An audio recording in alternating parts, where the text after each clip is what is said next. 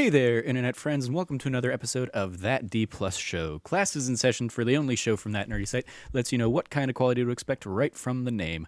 I'm your host, Trevor Starkey, and each week we dive into a different Disney Plus offering and discuss its history, how it holds up today, and our general impressions. This month is all about Christmas movies. Last week we did The Santa Claus.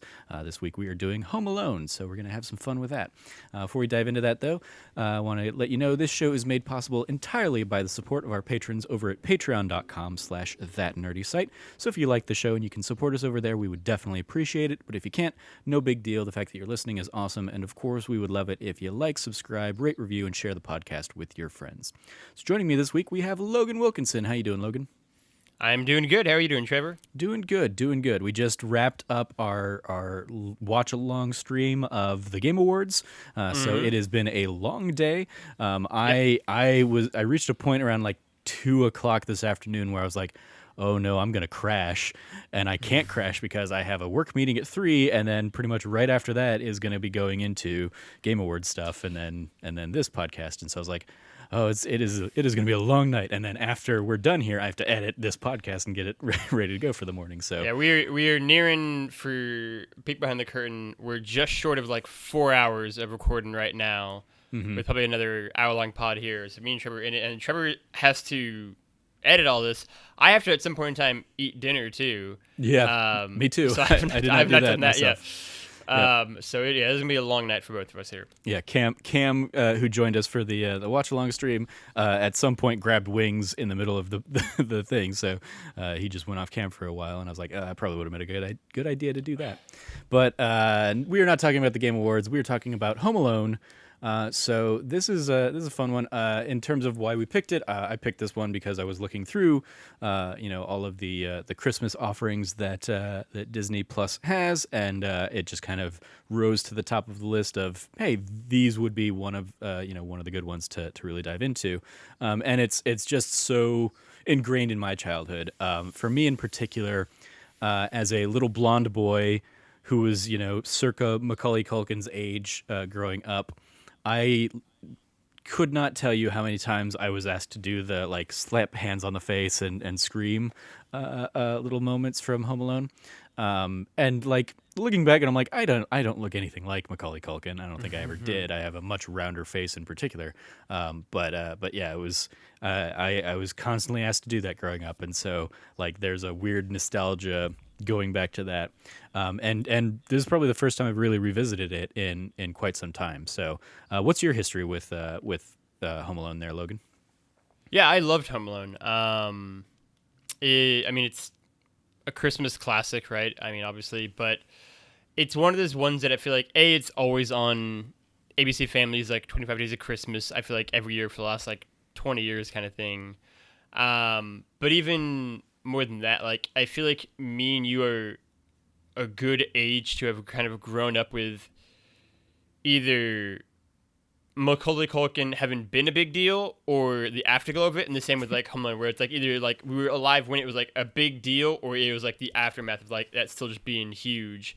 And I don't know if I haven't checked, like I don't know if this is one of your like bits of trivia, but like it's one that after I got done watching it, I like just like did a quick look at like the release of Home Alone, and it was the highest grossing comedy for like 21 years after this, and it, like that blew my mind. Like I had always known Home Alone was massive, like it is like a cultural film at this point now, like a touchstone, but I didn't realize just like the fact that it was like it grossed more at the box office than any other comedy for 2+ decades. Yeah, I did not pull that in together in my notes, but I did remember that of like, yeah, it was until we reached kind of this like new level of like superhero blockbuster blowing things away. Like it was, the biggest thing. Probably, I mean, like you're saying biggest comedy, I'm guessing probably until The Hangover came along. Maybe, it probably wasn't even The Hangover, because Hangover was probably limited by being an R-rated movie. So like it like probably broke its own records there, but yeah. Do you know it was I do. It was not The Hangover. It was The Hangover Part 2. Oh, okay. Is what finally took it down. Close. Yeah. And I which I also thought was even funnier with like the fact that the biggest comedy of all time that broke Home Alone's record was The Hangover Part 2. Which everybody, like as I recall, everyone was like, "Oh my god, it's just like it is literally a copy paste of the of the first movie." You could And not take out the beats kind of frame by frame and like just overlay them one movie over the other, and you're gonna get the same kind of action story. Yeah, I only have ever seen the first Hangover myself. But yeah, we are not talking about Hangover. We are talking about Home Alone. So a little bit of the history lesson, as has been kind of alluded to. It originally released November 16th, 1990. So I was 5 years old at the time when this one came out. Other releases around that time, on November 9th, you had Child's Play 2. You also had Dances with Wolves came out November 9th. On November 16th, alongside Home Alone here, you had Rocky 5, as well as The Rescuers Down Under, which was certainly another staple of like my childhood. Yeah, absolutely. The Rescuers Down Under. In particular, also The Rescuers is like the first movie I feel like I remember seeing in theaters, even though The Rescuers like comes out before I was born. But I'm pretty sure like my grandmother and aunt probably took me to one of those like Saturday morning screenings at the movies where it was like, you know, we're going to play an old movie specifically for kids. Because like I have very concrete memories of that. But also just love The Rescuers Down Under growing up and know that movie way better than the actual Rescuers. November 18th, it wasn't necessarily a theatrical release, but that is when Stephen King's It originally aired with Tim Curry as the clown, as Pennywise. November 20th gave us Predator 2, and I think that's all I have pulled in here. So 1990, I mean, like, especially looking at that, of course Home Alone was going to be like the biggest movie of that year. And yeah, it was certainly one of the biggest movies for quite some time because, yeah, it definitely captured the zeitgeist. Has a runtime of 1 hour and 43 minutes. And in the 20th Century Fox timeline of things, some movies that came out around this era in the chronology of things. March 30th, 1990 was Teenage Mutant Ninja Turtles.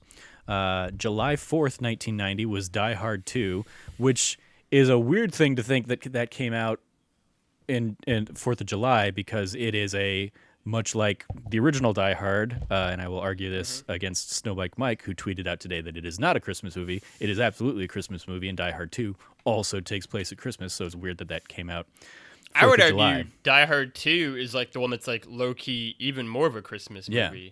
I mean, like they draw more attention to it. Certainly, that it is happening at Christmas time on that one. Shortly after we got this, Edward Scissorhands came out December 7th, 1990, and then I was surprised by how quickly the turnaround between Teenage Mutant Ninja Turtles and Teenage Mutant Ninja Turtles 2 was. Secret of the Ooze came out March 22nd, 1991. So less than a year after the original movie that the sequel came out. That was quite impressive. It's a great sequel. For a different era of film. And yeah, Filmmaking, that's another one. I know the sequel so much more and so much better than I know the original. The sequel's got the dance off, right? Exactly, largely driven by the Vanilla Ice dance-off moments. Director, roll call, who's who? The director of this film, Chris Columbus, not Christopher, who prior to this had done Adventures in Babysitting and Heartbreak Hotel. Then this was, certainly skyrocketed him to superstardom. He's done a lot since. Yeah, but since then he has done so much stuff that you like either think about or you just don't even piece together. Home Alone 2, of course. Mrs. Doubtfire was one that I didn't realize he had done that. He directed the first 2 Harry Potter films, Sorcerer's Stone and Chamber of Secrets. Which are great. He directed Rent years and years after the Broadway show had originally kind of had its run, but he brought back so much of the original cast. Percy Jackson and the Olympians, The Lightning Thief. So he has been on this show before because of course Jazz came on and she and I talked about that movie. So we probably have talked about some of these a little bit. I didn't realize he was the one who'd done Pixels a few years back, or if I did, I'm again not realizing it because I probably made that same reference on the Lightning Thief episode. And then he is also attached for the Five Nights at Freddy's movie, which is currently in pre-production. That's weird. Yeah. That's a strange one. Exactly, right? Writers, of course, John Hughes, iconic. The iconic John Hughes was the writer for this one, who previously had written 16 Candles, The Breakfast Club, Ferris Bueller's Day Off, and Uncle Buck. And the year before, the big holiday movie that he had was National Lampoon's Christmas Vacation. After this, he would go on to write Beethoven, Flubber, as well as Made in Manhattan. And this jumped out at me, but Beethoven and Made in Manhattan in particular, he wrote under the pseudonym Edmond Dantes, as a reference to the character from The Count of Monte Cristo. Yeah, it's like seeing that and being like, so he had like a pen name that he wrote these other random movies on? Because I definitely would not have pegged him as the writer for Beethoven or God forbid, Made in Manhattan with Jennifer Lopez. Yeah. And I looked into it a little bit, and there's some theories out there that were basically like, yeah, he like attached his name to things he didn't want to like tarnish his brand with using the Edmond Dantes thing. And it's like, interesting in theory. But yeah, John Hughes, of course, iconic there. You have anything to add on the John Hughes lineage there? No, I was looking down to the star and things and being like, all right, they are in that. Yep. So Macaulay Culkin, of course, starring as Kevin here, who prior to this had kind of broken out a little bit in Uncle Buck. And there was I don't know if I pulled it into the trivia here or not, but there was kind of a concern. Chris Columbus didn't necessarily want to cast Macaulay Culkin because he thought, he thought he would be shown as weak as playing like too much pressure, because the role was written basically for Macaulay Culkin from John Hughes, but he didn't want to feel like he was bending to John Hughes' will. So he saw a whole bunch of kids, and then ultimately was like, no, Macaulay Culkin's the best kid for this role. Afterwards, he also kind of was iconic in the Michael Jackson Black or White video. And then he would also go on to do My Girl and The Good Son and The Pagemaster and Richie Rich in that like Richie Rich early, when he was still kind of like childhood celebrity. And then, yeah, as you kind of alluded to, he had like a big old kind of like breakaway and kind of took some time away, but has started kind of popping back up in the limelight. I remember him coming back in Saved, and that being like a big, like him and Mandy Moore in this movie from like when I was in high school or college or something. And then you mentioned, I think when we were recording one of the other shows this week, you mentioned he has a recurring run in the Jim Gaffigan show. Yeah, it's great. As a fun bit of cameos and stuff. Yeah, it's just like a fun series of like recurring cameos in the first season in particular, I know. And he's just really funny. Like Macaulay Culkin, he's a super interesting guy, I think. And like maybe again, part of it is just for like people of mine and yours ages. He's just like was such an omnipresent figure constantly in our youth. Like always, I feel like he was in everything. That might be why I'm personally fascinated by him. But yeah, like his reappearances in the Jim Gaffigan show are great. How it pays off at like the end of the first season is awesome and super funny and tongue in cheek. And yeah, it is. I like seeing him do stuff now. He's also, I believe, he's on some sort of social media and is very like funny there too.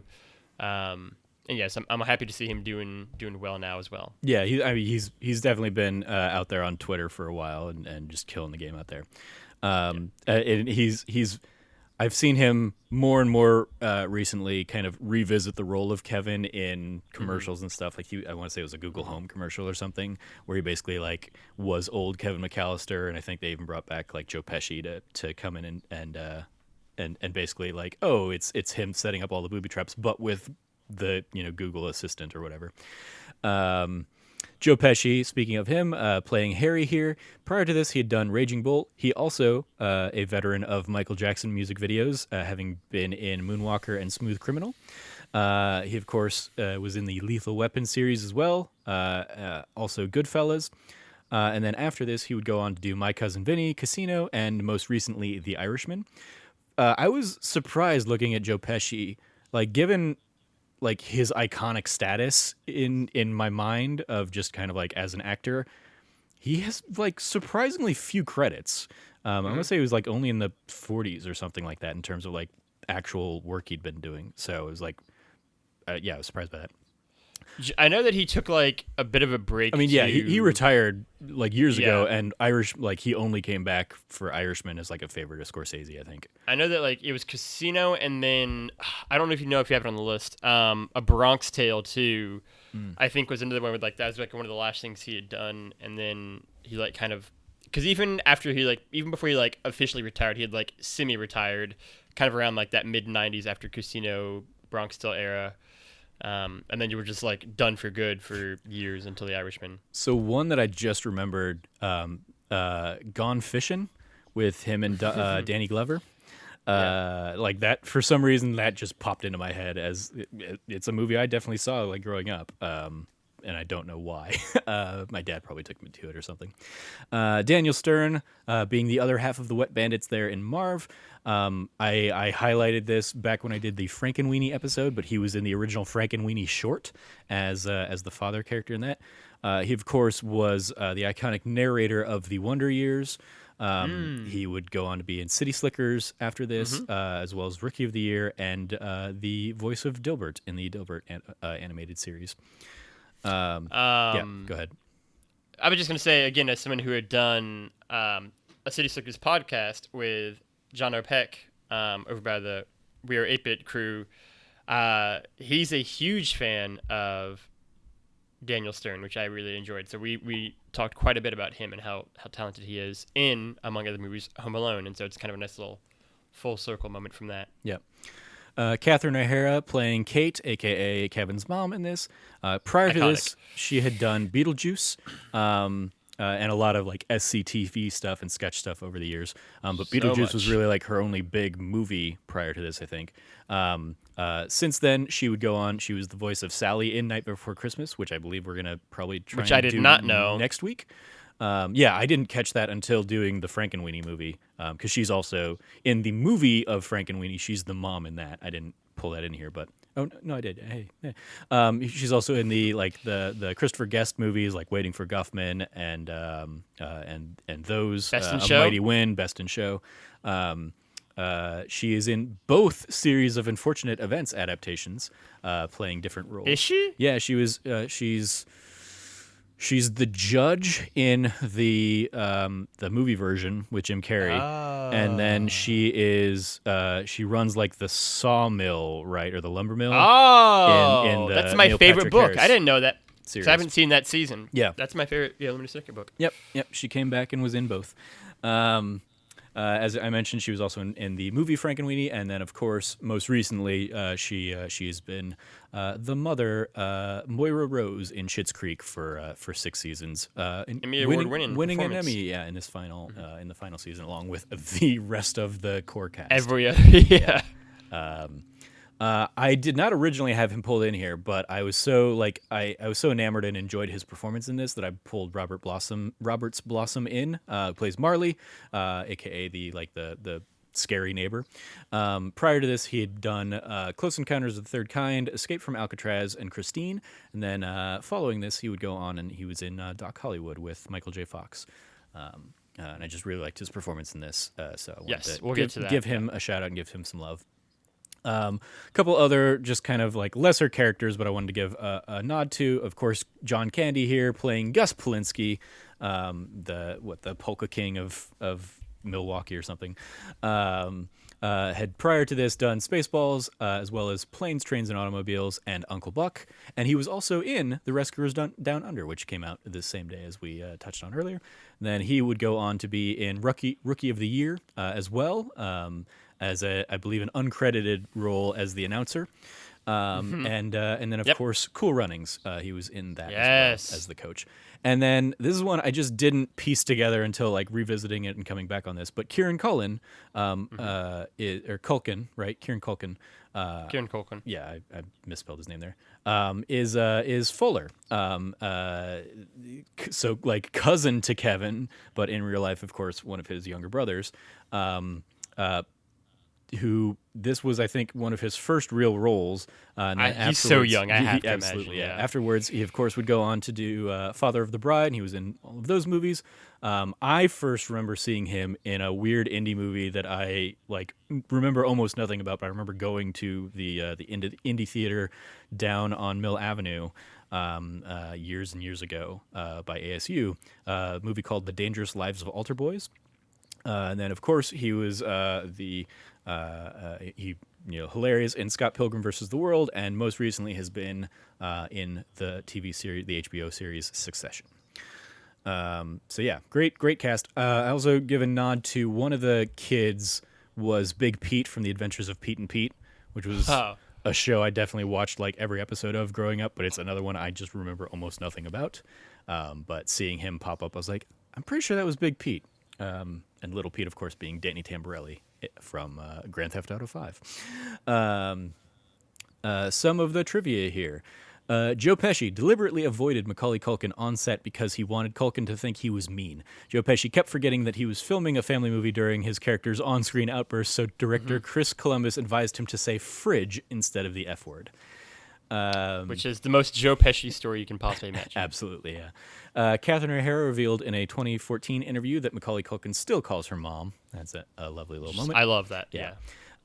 Many of the shots that focus on Kevin in the beginning of the movie are filmed from above his head, making him seem small and helpless. At the end of the movie, Kevin is mostly shot from below, making him seem taller and more confident.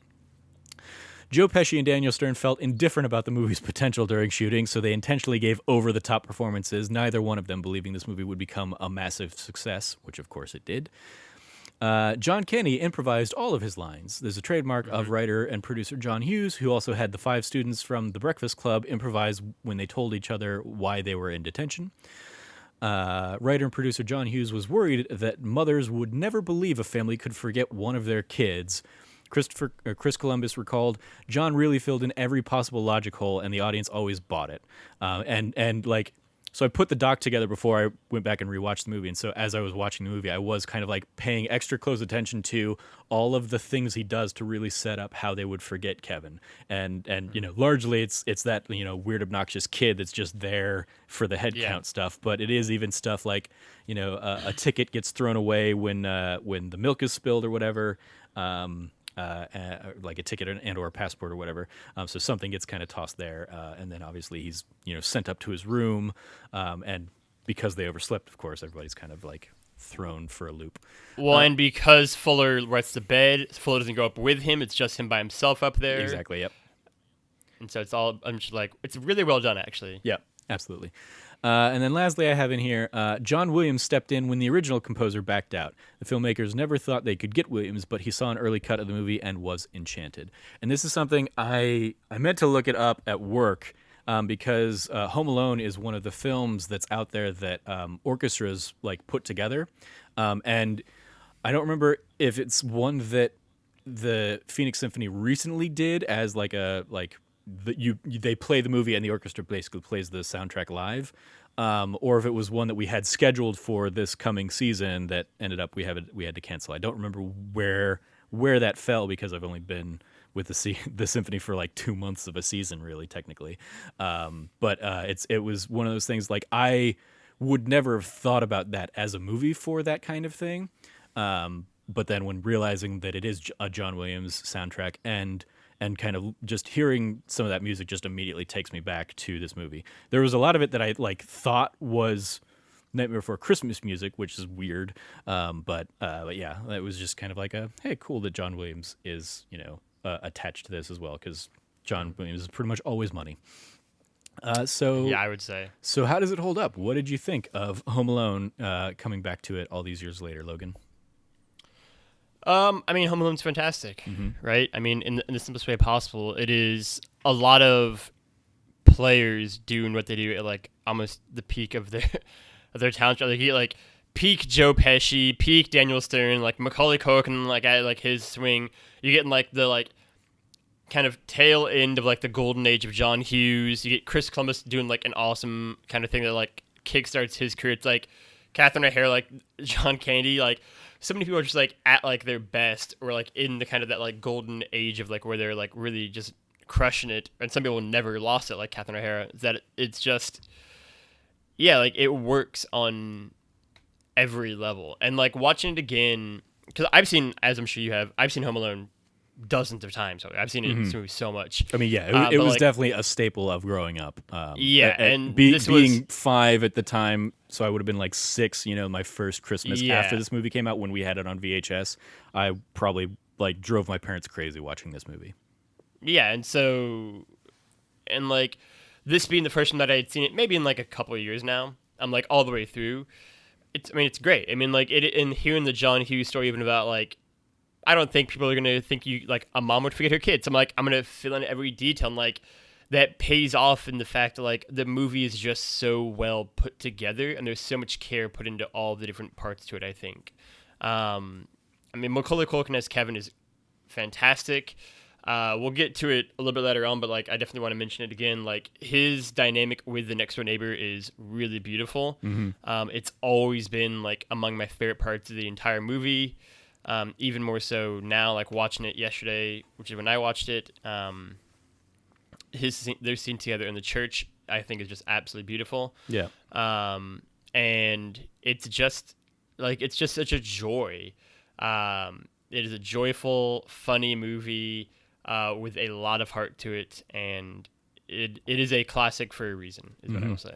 Absolutely, yeah. I was surprised by how well it holds up. Like obviously, like you have to go back to an age where families could run into airports at the last minute and all that kind of stuff. And it's the same kind of thing in Home Alone 2. But like so much of the movie is just kind of that like hectic chaos of the family, and then there's just so much fun to like growing up. Like if before rewatching it, I would have been like, oh yeah, like I feel like the end sequence of like booby trapping the house and stuff, it's got to be like half the movie. And it was like so. Yeah, it's so not. going back and watching it and really like the first act of the movie being like the family and all that chaos and stuff, and then like the second act being just like Macaulay Culkin, Kevin basically just like figuring out how to be self-sufficient. Yeah, And then the third act is all the house stuff. I had forgotten I'd forgotten how big the first chunk of that is with all the family. Like there was I remembered like the iconic lines like "Look what you did, you little jerk," and stuff like that, and yeah, like Fuller wets the bed, and it's like so much of that just like immediately came back, but it was stuff that I wouldn't have remembered, if I had been like, okay, let me tell the story of Home Alone, beforehand. I would have forgotten all that. And to the point of like the next door neighbor, like I barely remember that growing up. That like the thing I always focused on was the fun of booby trapping the house and all like those sequences and all that kind of stuff. And so yeah, watching it this time, like I immediately like I was floored by how much I appreciated Marley's story and kind of his like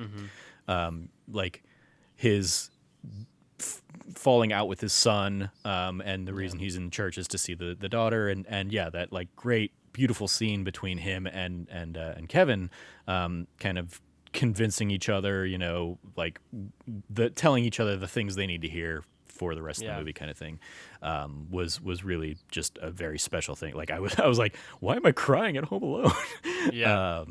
So yeah, that was lovely. So yeah, I thought it held up really well, and it was just a ton of fun. So let's talk about some of our favorite moments there. Yeah, I mean, I'm going to launch right into it then, which is the scene of Marley and Kevin in the church together, which is probably my favorite scene. Yeah. And it's one where, I mean, it's definitely one of the more adult scenes in the movie, but it's funny too, like watching Home Alone again now, like how much heart this movie has, right? Like it is definitely like a very adult, like more grown-up-y movie at times. And this, I think, kind of unquestionably is kind of the peak of that, but I mean, it's beautiful. I mean, and it's one that's always resonated with me. Like I remember even being a kid, like even first watching like at 4 or 5, and like that being the scene that is like one of the ones just like is emblazoned in my mind for whatever reason. And it's never lost its like appeal to me. I think it's incredibly beautiful. I think it's super touching. I'm a sucker for any sort of like confessional kind of scene inside of a church as like background music plays. Shout out to The West Wing. And it's just so good. And like, that's the thing. And even like And I think that moment tied in with Marley being the one, which I had forgotten actually, that Marley's the one who like saves him at the very end. Mm-hmm. And then there's scene the next day of like Kevin and him just like looking out the window at each other is like also incredible, and like Marley's like basically crying. Like it's just so beautiful. Like his arc is so he's well done. reunited with his family. Like he reached and out. He's got his daughter and his granddaughter in his arms there.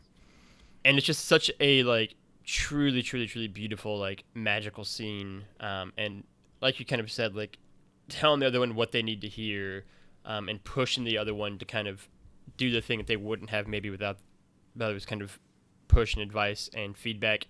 I also really love the scene that immediately precedes that, basically, which is of Kevin talking to Santa. Mm-hmm.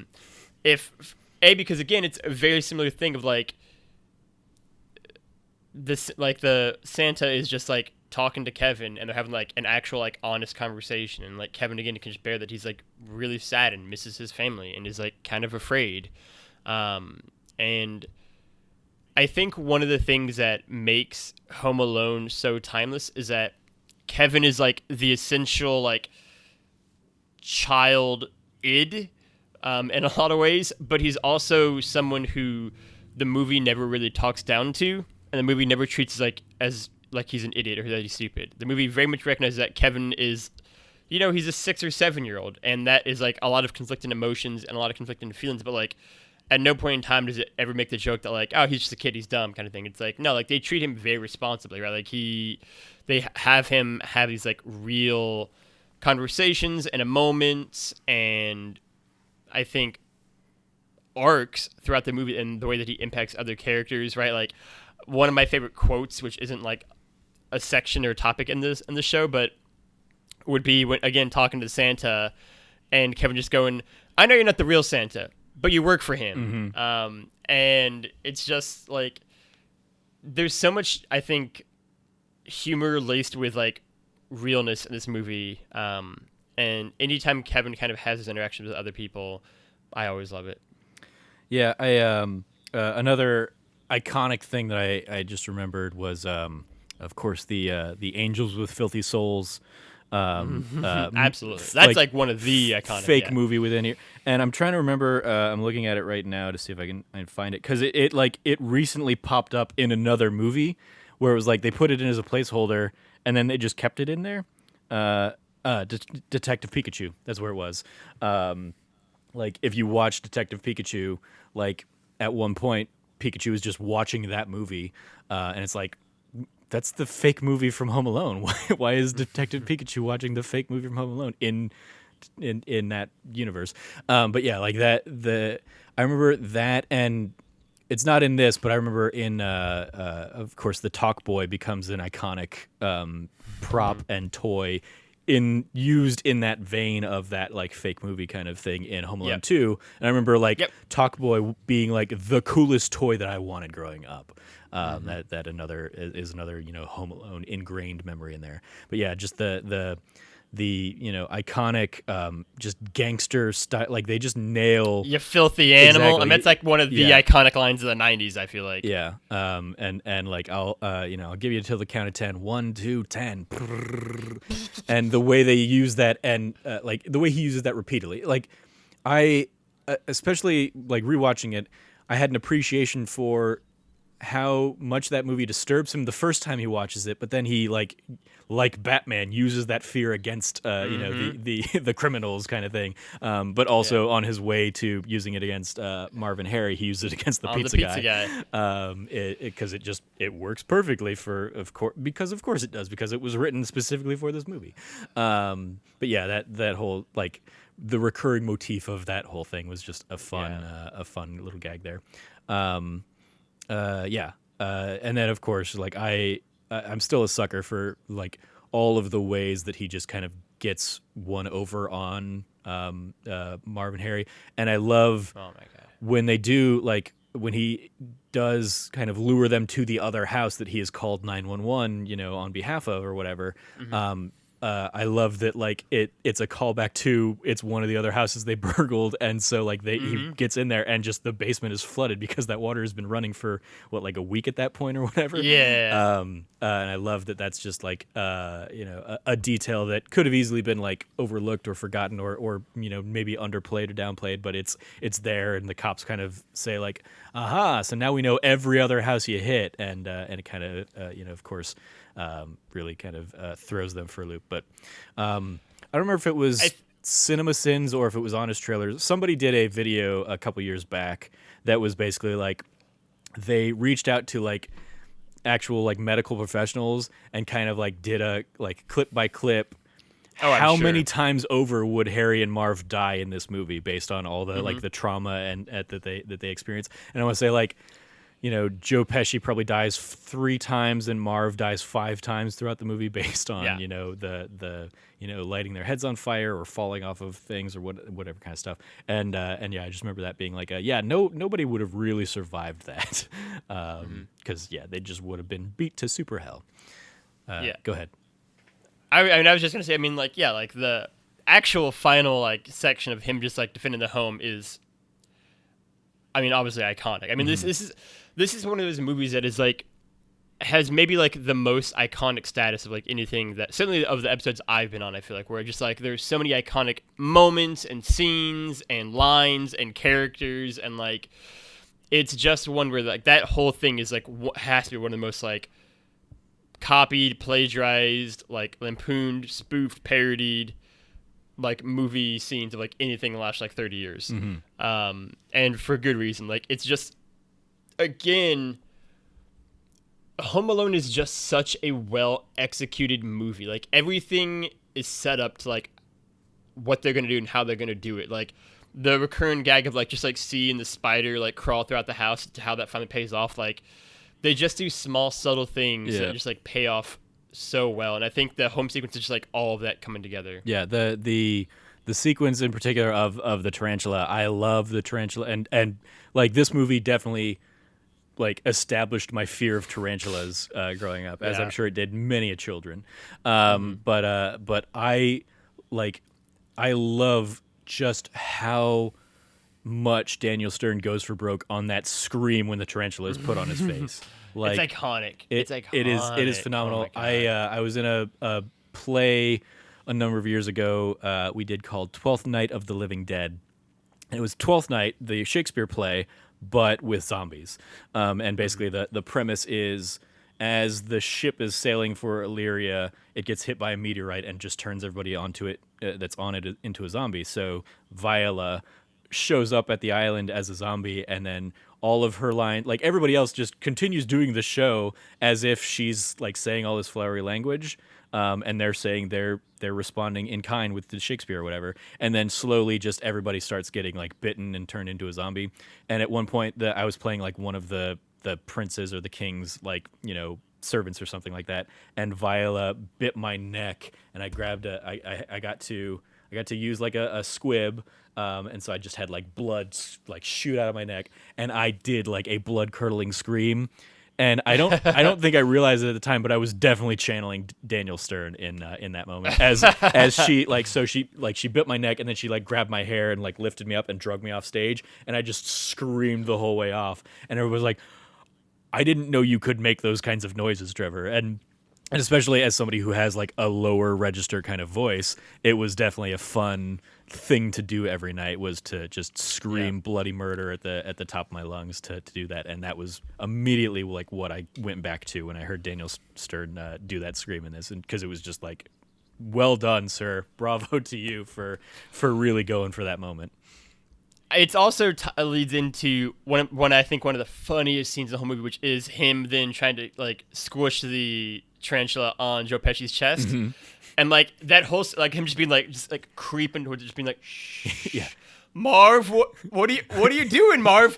Shh, don't move, and just smacking him, and like it's so well done. Then Joe Pesci like hitting him like 4 times at the back, and like, how does that feel? How does that feel? Yeah, it's just so good. And like this movie slapstick comedy has to be great because it's kind of the nature of what the movie is, and it is great.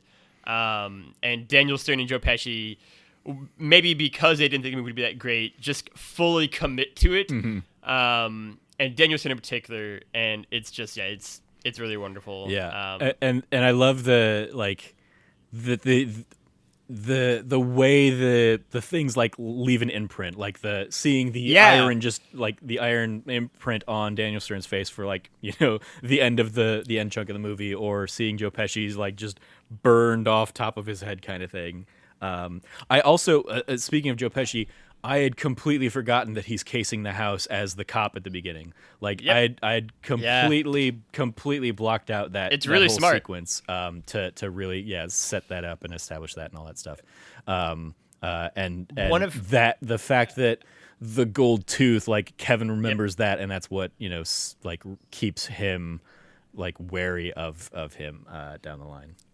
One of my favorite recurring gags too, is just like a random thing, but that I always just find really funny, is every single person that drives into their like driveway the knocks over the thing. statue. Yeah. It's like such a random thing, but like it just makes me laugh every single time it happens. Yeah. And it's great. I love in that like opening, just to like really establish the chaos of this house, just like Joe Pesci like trying to get a word in edgewise and just can't connect with anybody, and everybody's like he's like, do you live here? No. Like, okay, does your are your parents home? Yeah, but they don't live here. And like, just like, he just runs through everybody, and nobody is the person he's looking for to talk to. And finally he gets the dad who's like, yeah, this is what our security looks like, kind of thing. And finally he gets like the thing he was there trying to get.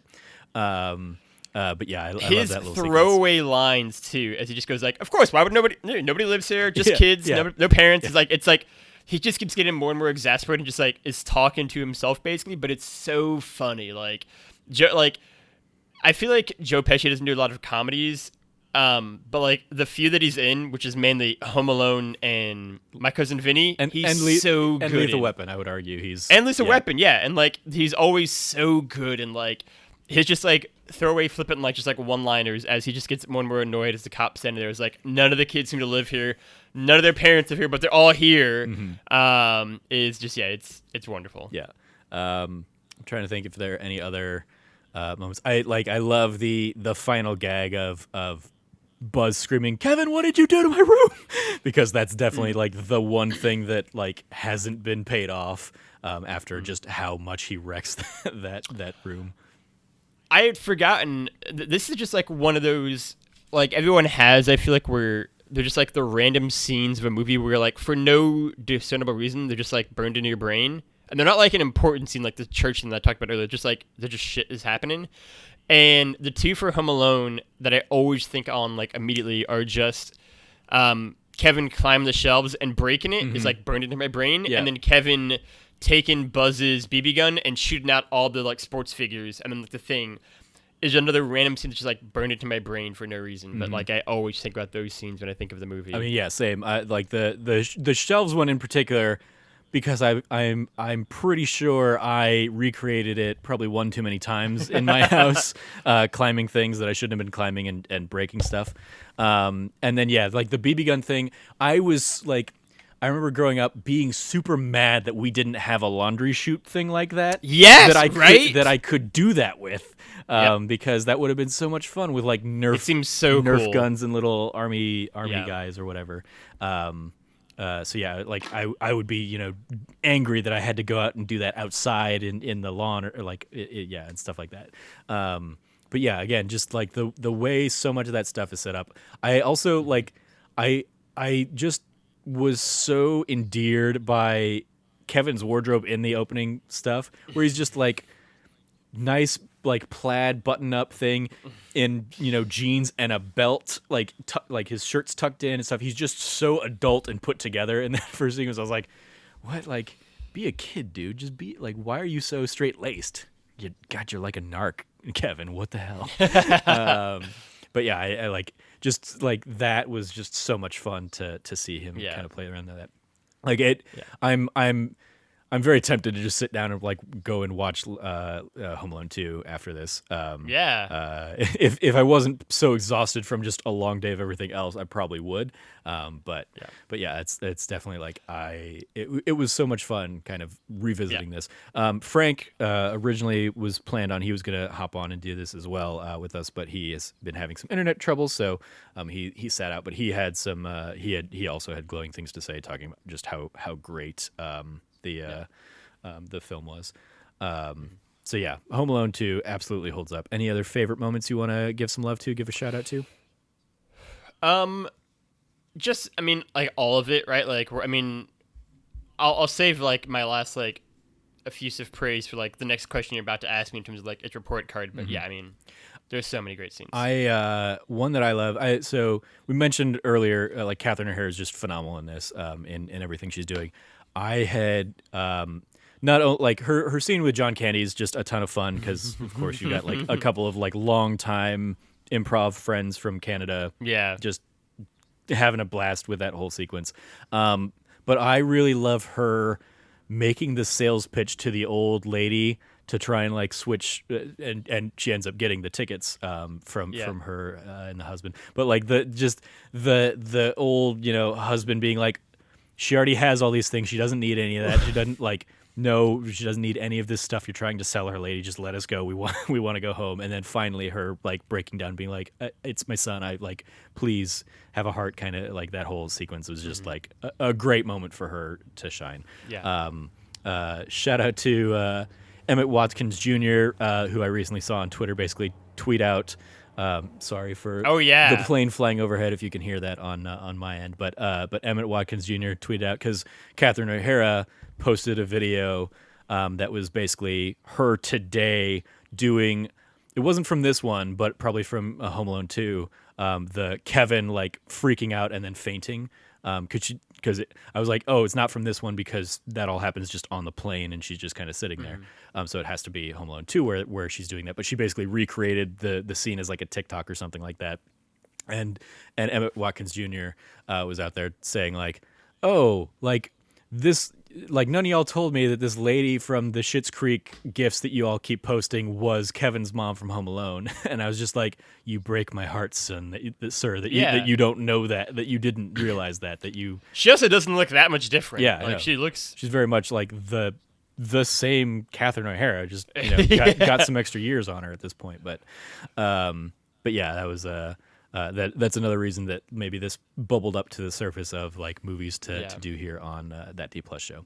But yeah, just everybody is absolutely kind of firing on all cylinders throughout this movie, and it was a ton of fun to see. One of the extra little trivia bits that I didn't pull in and include here, but I thought was kind of interesting. I don't remember the guy. I think John Hurd, the guy who plays the dad.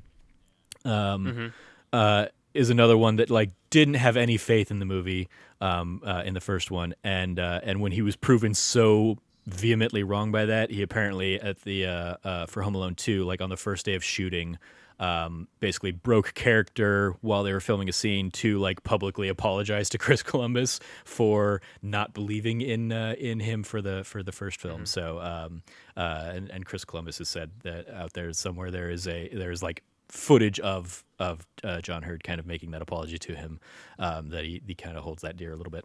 But yeah, even the the dad has some great moments there. Being so proud of like the tech that they've got set up and all that stuff. But yeah, just great movie all around. So yeah, let's dive into the report card. Personally, I give this an A+. Because I definitely think it stands the test of time. It holds up really well, and is a ton of fun there. How about you, Logan? Same? Yeah, I mean, this is an easy A+. I think I've been on a good stretch of D+ shows, movies, but I mean, this is easily the best movie I think that we would have watched together. I mean, it is actually like a legitimate classic. 30 years later now, it's one of the best Christmas movies ever made. It is one of, like, for me at least, and I'm assuming for you as well, like, one of kind of the signature Christmas movies I think of when I think of Christmas movies is Home Alone and Home Alone 2 kind of tied together. Yeah, like I said at the beginning, it like seemingly every single actor in this movie is just like on top of the game, like at like doing what they do best in this movie. Like we just really get the stars aligned, in terms of how well everyone is just kind of performing and acting. It's incredibly well written and put together. It's got so much heart to it. It's got so much joy to it. It's incredibly funny. I mean, yeah, it is an all-time classic. And yeah, for years was one of my favorite comedies. Still today is very much a comedy I hold near and dear to my heart. So yeah, it is absolutely an A+, and it holds up like 100%. Yeah. It is great. Absolutely. Extra credit. Other suggestions if you like this one. We have Home Alone 2, Last in New York, of course. Please watch it. Yeah. Home Alone 3 is next on Disney Plus's list. Different kid. Probably not as great. It's probably one I've probably seen like once, because it's also the same kid who was in like Dennis the Menace around that time. Home Alone 3, he's got the chicken pox and robbers come to him. It's not Kevin. It's like his like cousin or just some random kid, I think. Yeah. But it's not him, I know. Also in there, extra credit, you have Noelle, which is the Anna Kendrick Christmas movie that came to Disney Plus as part of like their launch last year. The Santa Claus, which of course we did an episode on last week. Richie Rich, Christmas Wish, which I don't believe features Macaulay Culkin. I think they switched out. It does not. Richie I looked at Riches it yesterday. Yeah. I'll Be Home for Christmas, which is the Hell one with yeah. JTT. I would love to do that as well with you at some point. Yeah, that'll probably be a next year of that D Plus show. Me, because Frank was also very excited about that one, so we'll sit down and do that one with visiting JTT for I'll Be Home for Christmas. 'Twas the Night and Good Luck Charlie, It's Christmas are the other ones that round out the extra credit there. Extracurriculars. You watching anything else on Disney Plus these days?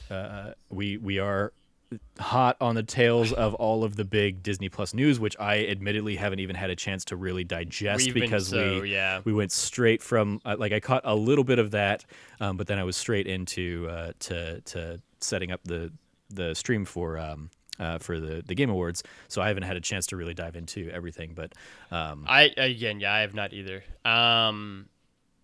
No, at some point in time, I want to catch up and watch The Mandalorian still, because I haven't seen anything this season. But otherwise, no. Home Alone, more Disney movies. Again, I might watch I'll Be There for Christmas. Mm-hmm. And then whenever we were watching Home Alone yesterday, me and Trevor each just very much love the movie, and she was like, we should watch Home Alone 2. So we might watch Home Alone 2 this weekend, because it is also very, very good. Yeah. I sat down and watched Mulan.